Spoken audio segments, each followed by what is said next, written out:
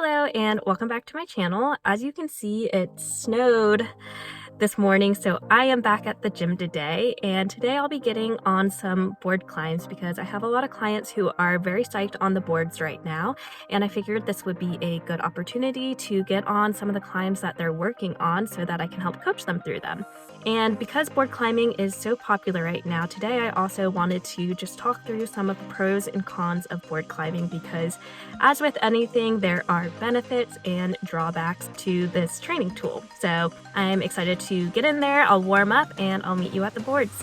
I'm all warmed up, so I'll start with the Moonboard ones, and then I'll move over to the Kilter board.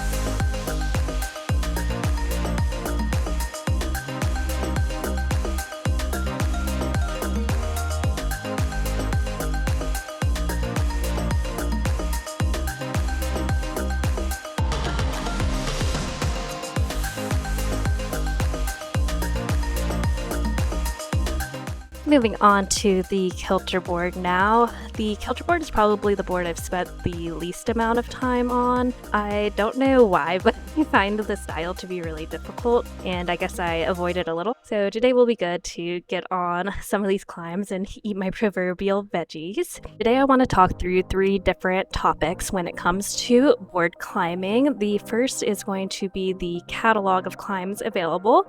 The second is the intensity of the climbs. And then the third is the style of the climbing.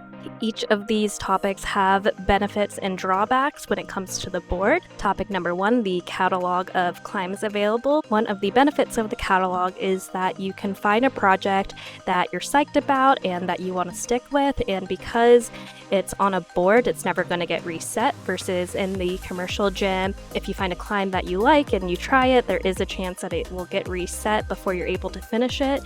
And so when it comes to the board, you're really able to long-term project. This can be really beneficial because it helps you dial in your tactics for long-term projecting, how you're going to approach each session, and can also really help you hammer out the mental side of things. On the flip side, one of the drawbacks of the large catalog is that it can have the opposite effect. So if you try a climb, you don't like it, you just swipe to the next one, and you can end up swiping, and actually not sticking with any climb at all because there are so many options. So it's really important to be intentional with what you want to accomplish in your sessions, what challenge level that you're looking for. It's nice to have a mix between having a long-term project and climbs that you can finish up a little bit quickly. So it's good just to be aware if you are swiping a lot.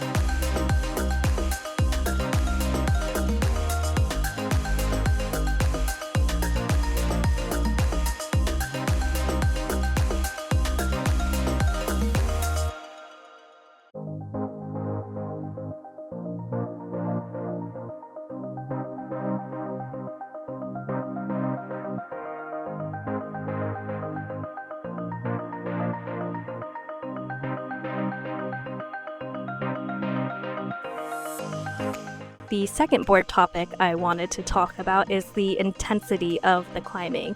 So when you compare a board to many commercial gyms, they're a lot shorter and each boulder tends to have fewer moves, which means that the grade is concentrated in each of those moves. So a V4 on the board is likely going to feel pretty different than a V4 in the commercial gym, just as far as the intensity of each individual move. A benefit of this is that you really do get to work on some really hard limit moves, really top off that strength and power adaptation. Again, zero in on your tactics of how you would approach breaking down a hard move. On the flip side of it, it can be a mental challenge to hit a limit move and feel really stuck, or to be able to do all of the moves on a climb except one, and that one just feels like a really big stopper. It can definitely create some frustration. And then going back to point number one, being able to actually stick through that process of figuring out the hard move instead of just swiping to the next climb is important. So there is some mental work that goes into trying moves that are this intense. A good way to address that is to have your projects that have the hard limit moves, but also have maybe a project either on the board or in the commercial gym that feels a little bit more sustained and there's less of a stopper move, and the crux becomes trying to link the moves in order to send rather than executing one single hard move. That's a good way to kind of balance that out and to manage the mindset around it.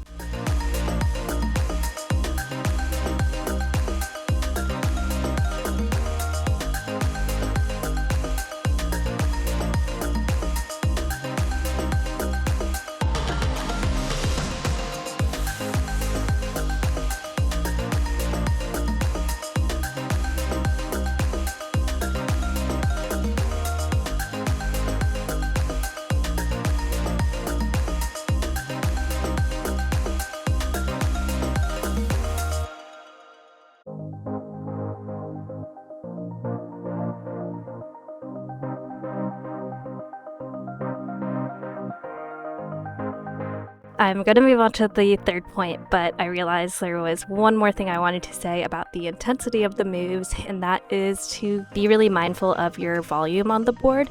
Because each move is more intense and packs that much more of a punch than in the commercial gym, your sessions on the board should often be shorter than they would be normally in a commercial gym, because it's important to keep that relationship between intensity and volume in mind, and because it's more intense, you don't need as much of it. So keep that in mind, and remember, it's always better to work up to your line of tolerance than to overshoot it and have to come back down on it. It's really easy to overdo things on the board. The last topic about the board is the style. So board style is very distinct, it's powerful, it's intense, and it does tend to translate pretty well to outdoor climbing. One of the benefits of it is that you do really learn the board style. So if you do struggle with powerful movement or you want to work on finger strength on the wall, the boards can be really helpful for that. And often you'll encounter similar or the same moves on different climbs where you can add an alternate ending, have an alternate beginning.